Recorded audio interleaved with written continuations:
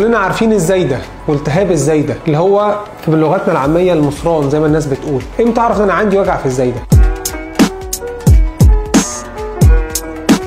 لو جالي في وجع في جدار بطني كله وبعد يوم او يومين الوجع ده كله راح ناحيه اليمين وما عنديش نفس الاكل كويس او رجعت، انت بنسبه كبيره عندك التهاب في الزايده الدوديه. لازم تتوجه لاقرب طبيب او طوارئ، لان علاج الزايده في اغلب الاحوال بيكون عمليه، والعمليه دلوقتي بتتعمل بالمنظار مش بالفتح الجراحي عكس الاول، والعمليه بالمنظار احسن بكتير من عمليه الفتح. نقدر نبص كويس على الزايده ونبص على جدار البطن، لو فيها لا قدر الله مضاعفات الزايده زي خراج او عامله ماس او اي حاجه من الحاجات دي، بيكون المنظار هو الحل الامثل. الزايده مشهوره وكلنا عارفينها، لكن لازم ناخد بالنا ان احيانا بتيجي الاعراض بتاعتها خادعه. وهنقول تاني، لو عندي وجع بدا في بطني كلها او حوالين السره وبعد كده راح ناحيه اليمين، لو عندي ترجيع او نفسي يغمى عليا وماليش نفس للاكل، انت في اغلب الاحوال عندك التهاب في الزايده الدوديه.